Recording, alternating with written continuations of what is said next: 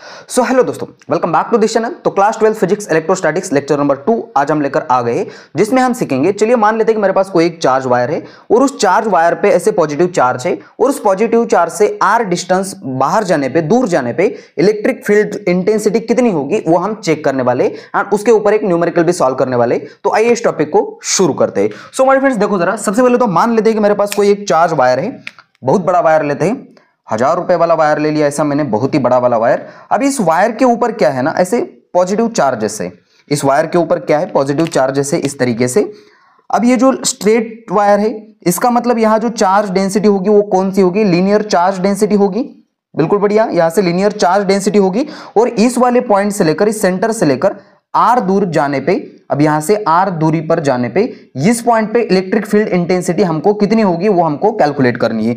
अब मैं सिंपल सा एक काम कर लेता हूं, इस चार्ज पॉइंट के ऊपर इस वाले पॉइंट को पकड़ के इसके अराउंड एक गॉसियन सिलेंडर ड्रॉ कर लेता हूं, क्योंकि हमारा जो गॉस लॉ होता है वो ओनली एप्लीकेबल होता है इन क्लोज सरफेस के लिए। तो मैं क्या कर लेता हूं, इस वाले पॉइंट को पकड़ के और यहां से सेम पॉइंट का क्या कर लेता हूं, गॉसियन सिलेंडर ड्रॉ कर लेता हूं। ठीक है, यहां क्या कर लिया मैंने, इस तरीके का प्यारा सा गॉसियन सिलेंडर ड्रॉ कर दिया।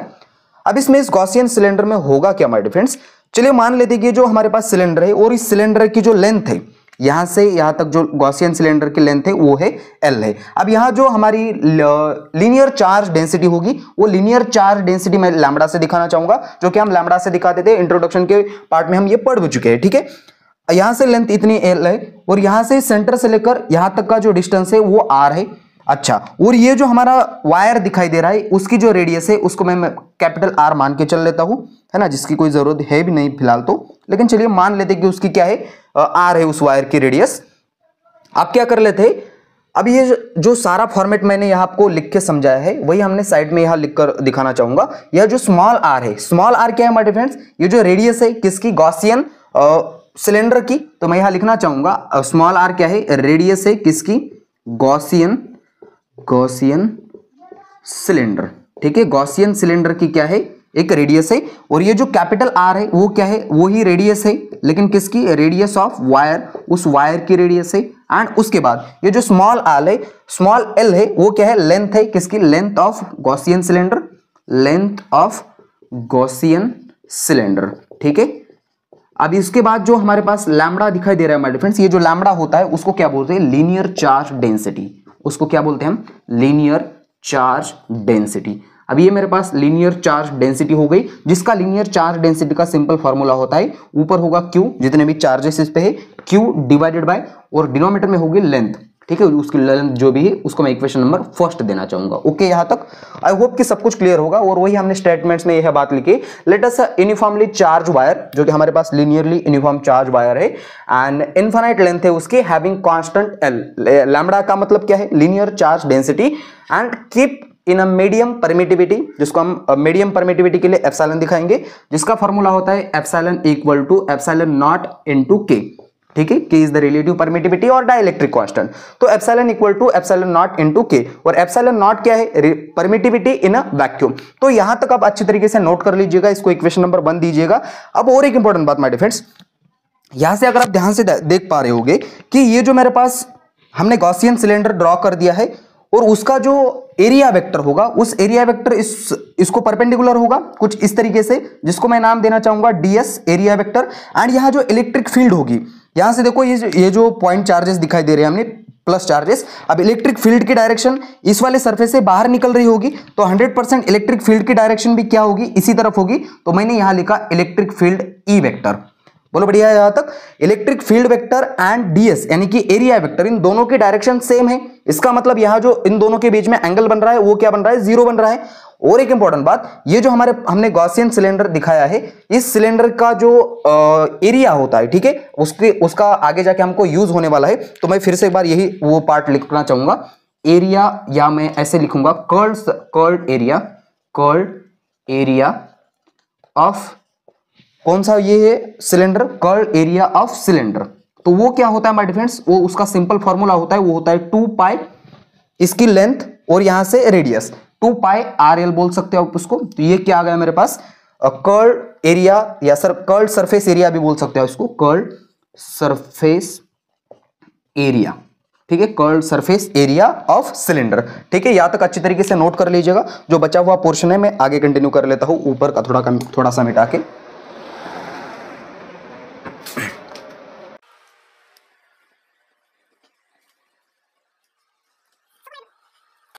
सो देखो माय फ्रेंड्स, हम यहां तक पहुंच चुके थे। ये मेरे पास इस प्यारा सा एक वायर था। अब हम क्या करेंगे, सिंपल इलेक्ट्रिक फ्लक्स कैलकुलेट करने की कोशिश करेंगे। हमको पता है कि वी नो दैट जो फ्लक्स होता है वो हम फाई से डिनोटेट कर लेते हैं। वी नो दैट ये जो फ्लक्स होता है फाई इक्वल टू, वो क्या हो जाएगा, टोटल फ्लक्स कैलकुलेट करने के लिए मैं अब यहाँ छोटा सा फ्लक्स निकाला मैंने डी फाई, जो कि इक्वल होगा electric field vector dot DS vector. ठीक है, अब मैं दोनों तरफ इंटीग्रेट कर दूंगा एंड क्लोज सरफेस के लिए तो यहाँ छोटा सा गोलू लगा दिया इंटीग्रेशन के लिए। तो d phi equal to integration over electric field vector into ds vector. बोलो बढ़िया, यहाँ तक डी फाई का इंटीग्रेशन क्या हो जाएगा, फाई हो जाएगा। तो फाई इक्वल टू वो आ जाएगा इंटीग्रेशन ओवर इलेक्ट्रिक फील्ड। अब यहां से जैसे मैं डॉट प्रोडक्ट लिखूंगा, डॉट प्रोडक्ट हटाऊंगा तो उसकी जगह पे कॉस आएगा, यानी कि E D S cos theta आ जाएगा। और हमको पता है कि ये जो एंगल बिटवीन है electric field vector and area vector, तो क्या मैं ऐसा बोल सकता हूं क्या, एंगल बिटवीन, यहां लिखना चाहूंगा मैं, एंगल बिटवीन कौन सा electric field vector and DS vector is zero. ठीक है, दोनों जीरो है, उसकी डायरेक्शन सेम है।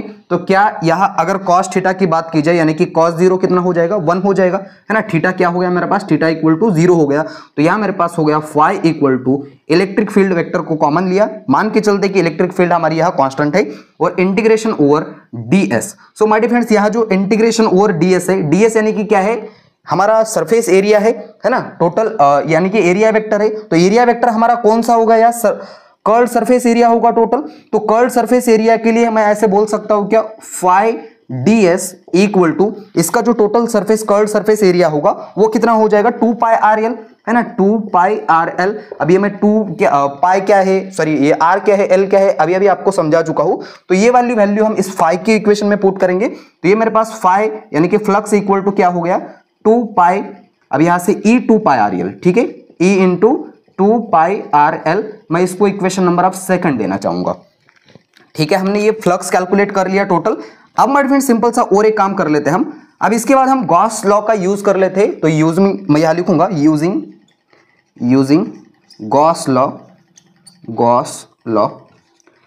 या गॉस थ्योरम, जो भी है, using Gauss law. Gauss law में हमको ये बताया गया है कि जो फ्लक्स होता है उसमें भी हम फ्लक्स कैलकुलेट कर लेते हैं क्लोज सरफेस के लिए, इक्वल टू वो होता है charge divided by net charge divided by epsilon not. अब यहां से नेट चार्ज की वैल्यू हम यहां से निकाल सकते हैं क्या, देखो जरा, यहां से इक्वेशन 1 को थोड़ा सा रीअरेंज करेंगे तो यहां से लैम्बडा इधर चला जाएगा। तो मैं बोल सकता हूं क्या, फ्रॉम 1, तो 1 इक्वेशन से मैं Q इक्वल टू ऐसा लिखूंगा, लैम्बडा इंटू एल, है ना, लैम्बडा इंटू एल। लैम्बडा क्या है, लीनियर चार्ज डेंसिटी, एल क्या है, लेंथ है इस गॉसियन सिलेंडर की, वो वाली वैल्यू इसमें पुट कर लेते। तो फाई इक्वल टू मेरे पास आ जाएगा, Q की जगह पे आ गया लैम्बडा, यहां आ गया L divided by epsilon not. अब इसको मैं इक्वेशन नंबर 3 देना चाहूंगा। Equation number 2 and equation number 3 को अगर आप ध्यान से देख पा रहे होगे कि इसकी एक साइड जो है वो सेम है ना, इस साइड में भी फाई है, इस साइड में भी फाई है। तो ये वाली फाई की वैल्यू इस इक्वेशन में यूज कर लेते हैं एंड इलेक्ट्रिक फील्ड की वैल्यू कैलकुलेट कर लेते हैं। हमारा मेन जो गोल है अभी ये एप्लीकेशन में हमको क्या करना है, इलेक्ट्रिक फील्ड कैलकुलेट करनी है। तो यहां तक नोट कर लीजिएगा, थोड़ा सा बचा हुआ काम है, आगे कंटिन्यू कर लेता हूं। सो देखो माय फ्रेंड्स, इसके बाद क्या लिखूंगा मैं, use equation 2 in equation 1 we get. जैसे मैं इक्वेशन नंबर 2 का यूज करूंगा किसमें, 1 में, तो मेरे पास इस फाई की जगह पे ये वाली वैल्यू आ जाएगी, यानी कि ये दोनों इक्वेशन मेरे पास कुछ इस तरीके से बनेंगे, e 2 pi r l equal to, और साथ में क्या है, lambda l divided by epsilon not. यहां से स्मॉल एल से स्मॉल एल कैंसिल हो जाएगा एंड यहां जो मेरे पास इलेक्ट्रिक फील्ड अगर कैलकुलेट करनी है तो 2 पाई आर इसके डिनोमिनेटर में भेज देना पड़ेगा। तो ये मेरे पास इलेक्ट्रिक फील्ड E आ जाएगी, तो ऊपर आएगा लैम्बडा जो कि है लीनियर चार्ज डेंसिटी, डिनोमिनेटर में आएगा 2 पाई आर, है ना, ये 2 पाई आर, और यहाँ क्या है साथ में एप्सिलॉन नॉट। तो ये मेरे पास माय डियर फ्रेंड्स आ गई इलेक्ट्रिक फील्ड। अब इस इलेक्ट्रिक फील्ड को कुछ ना कुछ तो डायरेक्शन भी होगी, वो डायरेक्शन क्या होगी मैं यहाँ नीचे का मिटा के समझाना चाहूंगा। सो माय डियर फ्रेंड्स, अब ये इससे पहले के जब हम 11th का इलेक्ट्रोस्टैटिक समझ रहे थे तब हमने ये समझ लिया था कि जो पॉजिटिव चार्ज होते हैं तो पॉजिटिव चार्ज से इलेक्ट्रिक फील्ड लाइन बाहर आती है और नेगेटिव चार्ज से इलेक्ट्रिक फील्ड अंदर जाती है। तो अगर मैंने ऐसे 2 सिलेंडर बना दिए, है ना, 2 वायर ऐसे बना दिए अच्छी तरीके से। ये मेरा है पहला वाला वायर और इसके ऊपर है ऐसे पॉजिटिव चार्जेस, ठीक है, इसके ऊपर क्या है पॉजिटिव चार्जेस है। और दूसरा जो मेरा होगा, दूसरा मैंने सिलेंडर बना दिया ये वाला, और इसके ऊपर क्या हो गए नेगेटिव चार्जेस हो गए पूरे। तो इसके ऊपर अगर नेगेटिव चार्जेस हो गए, तो अगर आप वो क्लास 11th का इलेक्ट्रोस्टैटिक्स अच्छे से आपने समझा है तो आप समझ जाओगे कि यहाँ जो इलेक्ट्रिक फील्ड लाइन की डायरेक्शन होगी वो ऐसे इस सरफेस को परपेंडिकुलर होगी और बाहर की ओर होगी, ठीक है, इस तरीके से ऐसे बाहर की ओर होगी। एंड वहां इलेक्ट्रिक फील्ड वेक्टर की यह डायरेक्शन कैसी है, बाहर वाली है, और यहां अगर नेगेटिव चार्जेस है इसका मतलब इलेक्ट्रिक फील्ड लाइन की डायरेक्शन कैसी होगी, इसके अंदर होगी, इनसाइड द सिलेंडर, ठीक है।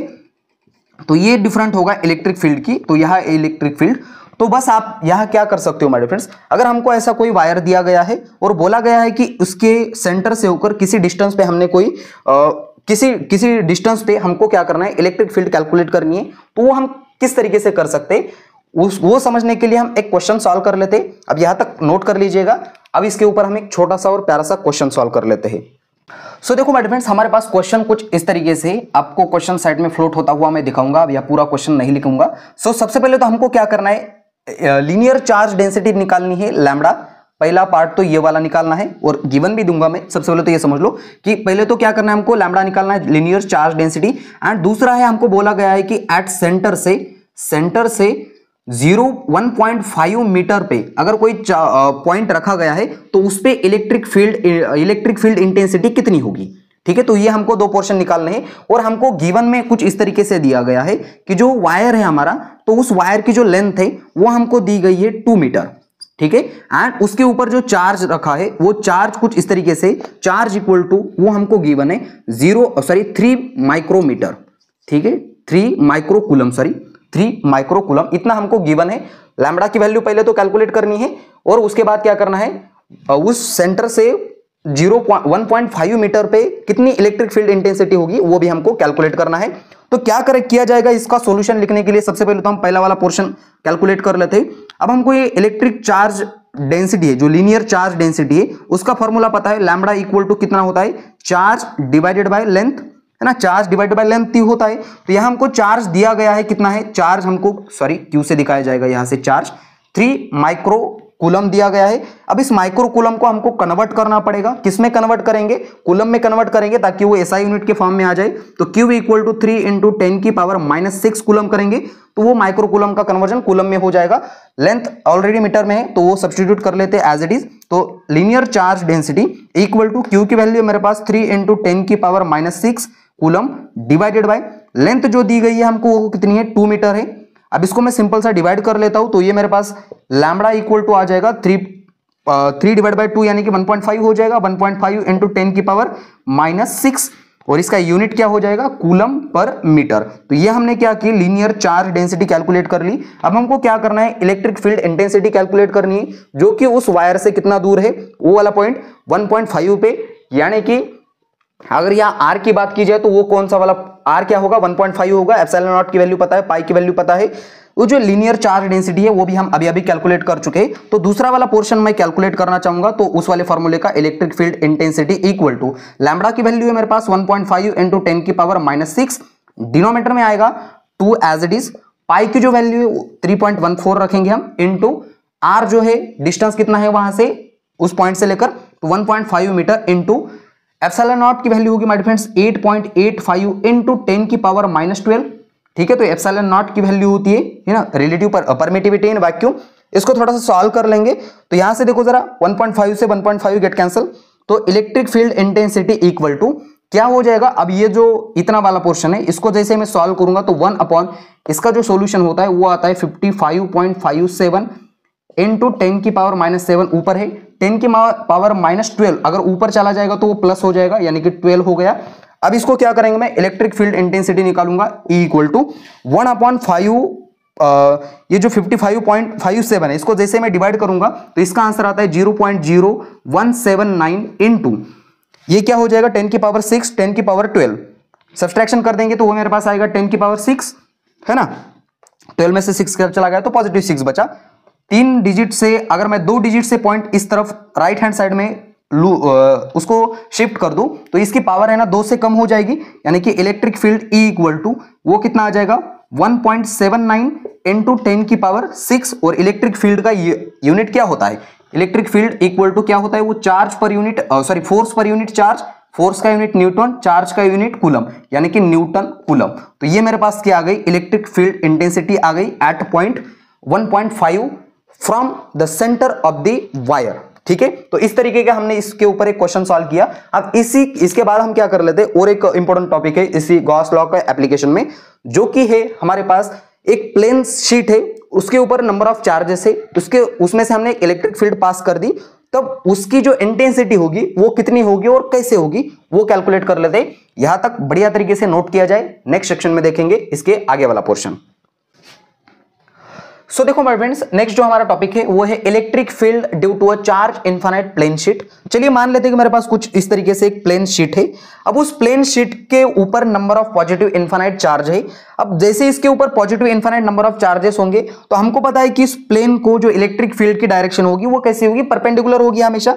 तो वो जो मैं यहाँ एक गॉसियन सरफेस बनाना चाहूंगा और थोड़ा सा ये जो इस तरीके का गॉसियन सरफेस बनाऊंगा, देखो जरा ध्यान से, ये वाला मैंने एक ऐसे रॉड लगा दिया, आप इसको सिलेंडर समझ सकते हो, है ना, ऐसा एक सिलेंडर बना दिया। अब यहां माय फ्रेंड्स और एक इसको परपेंडिकुलर होके वो रॉड ऐसे या सरफेस जो है, जो भी सिलेंडर है वो इस तरीके से पास होकर बाहर निकल रहा है। अब अगर इसको ध्यान से आप देख पा रहे होगे कि इस शीट पे नंबर ऑफ पॉजिटिव चार्जेस है ना, कुछ इस तरीके के नंबर ऑफ पॉजिटिव चार्जेस है इस शीट के ऊपर।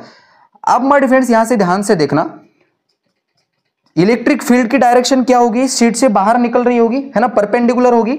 तो क्या मैं ऐसा बोल सकता हूं क्या इलेक्ट्रिक फील्ड की डायरेक्शन कुछ इस तरीके से है, एंड इसका जो एरिया होगा, जो कि एरिया वेक्टर होगा, वो भी इसी डायरेक्शन में होगा, यहां ds वेक्टर। और इस वाले पॉइंट को मैंने नाम दे दिया P, और इस सेंटर से लेकर, इस वाले सेंटर से लेकर यहां तक जो डिस्टेंस है वो r डिस्टेंस है, ऐसे मैं मान के चल लेता हूं, यहां से यहां तक का डिस्टेंस r है, और सिमिलरली यहां से इस वाले पॉइंट तक का भी डिस्टेंस क्या हो जाएगा, r ही हो जाएगा। ओके बढ़िया है यहां तक।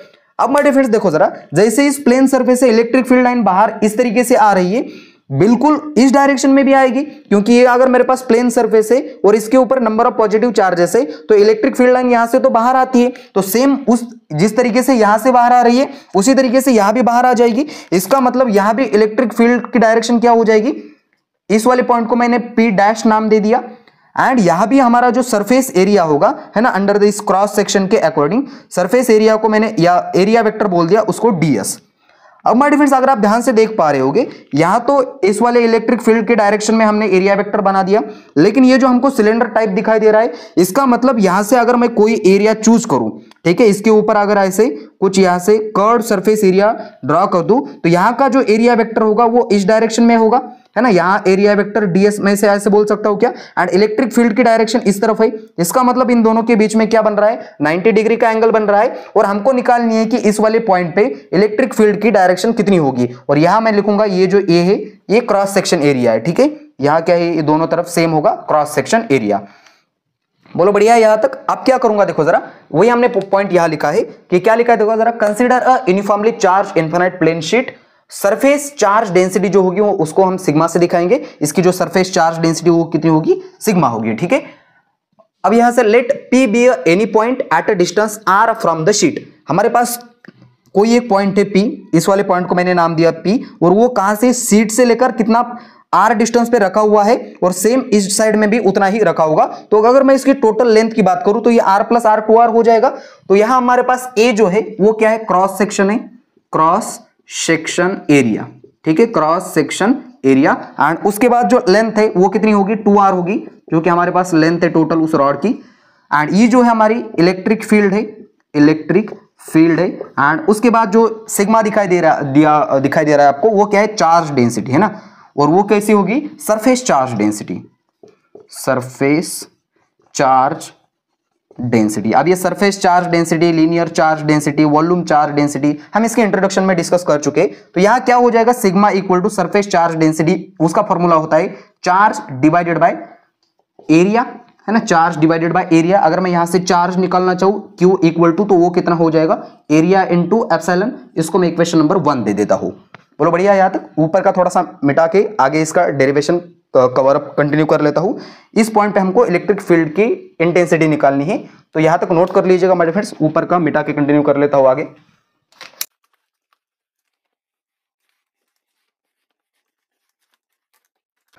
सो देखो जरा, अब इसके बाद हम क्या करेंगे, टोटल फ्लक्स कैलकुलेट कर लेते हैं। तो मैं यहां लिखूंगा टू कैलकुलेट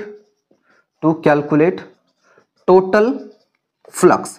तो जैसे मैं टोटल फ्लक्स कैलकुलेट करूंगा फाई, तो माय डियर फ्रेंड्स ये जो टोटल फ्लक्स होगा, देखो जरा, इस वाले के एरिया वेक्टर की वजह से या इस area vector ds and electric field, इसकी वजह से कुछ ना कुछ फ्लक्स जनरेट हो रहा होगा। अगेन इसकी वजह से भी कुछ ना कुछ फ्लक्स जनरेट हो रहा होगा, और वो भी हमको फाइंड करना है कि इस एरिया वेक्टर की वजह से भी कितना इलेक्ट्रिक फ्लक्स जनरेट हो रहा है। तो हमको सभी एरिया, ये जो फ्लक्स को क्या करना पड़ेगा, ऐड करना पड़ेगा। तो देखो मैं क्या कर लेता हूं, सबसे पहले तो मैं इंटीग्रेट कर लेता हूं, है ना, electric field vector into area vector for close surface के लिए, है ना, ये सिलेंडर जो क्लोज सरफेस के लिए, एंड ये किसके लिए, हमने एट पॉइंट P के लिए। सिमिलरली ऐड करना पड़ेगा integration over close surface electric field E vector area vector ds, and यहां किस वाले पॉइंट के लिए, इस P वाले पॉइंट के लिए या P डैश वाले पॉइंट के लिए, एंड सिमिलरली इस वाले पॉइंट के लिए भी हमको इलेक्ट्रिक फ्लक्स कैलकुलेट करना पड़ेगा। इलेक्ट्रिक फ्लक्स के लिए इंटीग्रेशन लगा दिया, electric field vector E area vector ds, okay, and ये क्या है, कर्ल्ड सरफेस के लिए, अब माय फ्रेंड्स अगर आप ध्यान से देख पा रहे होगे कि यहां electric field and area vector दोनों की डायरेक्शन सेम है, यहां भी electric field and area vector दोनों की डायरेक्शन सेम है, लेकिन यहां इलेक्ट्रिक फील्ड की डायरेक्शन इस डायरेक्शन में है और एरिया वेक्टर की डायरेक्शन उसके परपेंडिकुलर है। इसका मतलब यहां जो थीटा जनरेट हो रहा होगा वो कितना होगा, 90 डिग्री का एंगल बना रहा होगा। तो मैं टोटल फ्लक्स कैलकुलेट करते समय ऐसा बोल सकता हूं क्या, electric field E ds dot product हटाया तो cos थीटा लिखा, cos theta plus similarly electric flux E ds cos theta, again E ds cos theta. देखा जाए तो इस वाले पॉइंट के लिए E ds लिखा मैंने, cos थीटा की वैल्यू कितनी है, 0 है। Electric field and area vector की डायरेक्शन सेम है, इसका मतलब थीटा की वैल्यू 0 है। अगेन सिमिलरली इंटीग्रेशन लगाना पड़ेगा, इंटीग्रेशन, और यहां भी E ds और यहां cos 0, again integration E ds cos 90 आ जाएगा। अब हम सभी को पता है कि cos 90 की वैल्यू कितनी होती है, 0 होती है, तो ये उस वाले फॉर्मूले के अकॉर्डिंग 0 हो जाएगा। एंड यहाँ cos 0 की वैल्यू फिर से एक बार 1, cos 0 की वैल्यू 1, एंड यहाँ जो मैं मान के चलता हूं कि जो इलेक्ट्रिक फील्ड है वो हमारी कांस्टेंट है, ठीक है, कांस्टेंट इलेक्ट्रिक फील्ड है, तो इसको मैंने कांस्टेंट को बाहर ले लिया, integration over ds plus E को बाहर ले लिया, इंटीग्रेशन ओवर ds। अब इसको अगर आप ध्यान से देख पा रहे होगे माय फ्रेंड्स, ये जो ds है इसका टोटल एरिया कितना हो जाएगा, क्रॉस सेक्शन के बराबर हो जाएगा, है ना, इसका टोटल एरिया किसके बराबर हो जाएगा, क्रॉस सेक्शन के बराबर हो जाएगा। क्या मैं ऐसा बोल सकता हूं क्या, फाई इक्वल टू E और इंटीग्रेशन ओवर ds, इसका क्रॉस सेक्शन कितना है, A है, again E as it is, इसका क्रॉस सेक्शन फिर से एक बार सेम होगा, वो भी वो A ही होगा। अब मैं इसको फाई इक्वल टू क्या लिख सकता हूं, E into E plus E क्या कितना हो जाएगा, 2EA। तो इसको इक्वेशन नंबर मैंने दे दिया, इक्वेशन नंबर सेकंड, इसको इक्वेशन नंबर सेकंड दे दिया। अब मैं क्या करूंगा, ये जो फाई का जो फॉर्मूला होता है यूजिंग गॉस थ्योरम, तो वो लिखना चाहूंगा एंड उसको कंपेयर करके इलेक्ट्रिक फील्ड कैलकुलेट करूंगा। यहां तक नोट कर लीजिएगा, बचा हुआ काम मैं थोड़ा सा आगे कंटिन्यू कर लेता हूं।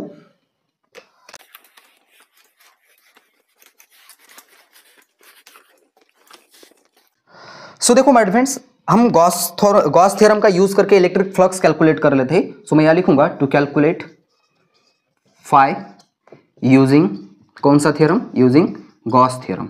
जैसे मैं गॉस थ्योरम का यूज करके इलेक्ट्रिक फ्लक्स कैलकुलेट करूंगा तो वो इलेक्ट्रिक फ्लक्स मेरे पास कुछ इस तरीके से आ जाएगा, फाई इक्वल टू कितना हो जाता है, वो चार्ज पर unit, charge upon epsilon not, यही तो होता है। एंड इसको मैं इक्वेशन नंबर देना चाहूंगा, वो इक्वेशन नंबर देने से पहले मैं क्या कर लेता हूँ, इस Q की वैल्यू यहां से पुट कर लेता हूँ, A into epsilon not, sorry A into sigma. तो उसकी वैल्यू जैसे मैं इस वाले इक्वेशन में पुट करूंगा तो ये मेरे पास आएगा फाई इक्वल टू Q की जगह पे A sigma divided by epsilon not, और यहां लिखूंगा फ्रॉम, कहां से, फ्रॉम इक्वेशन 1 से। अब इसको मैं इक्वेशन नंबर देना चाहूंगा थर्ड।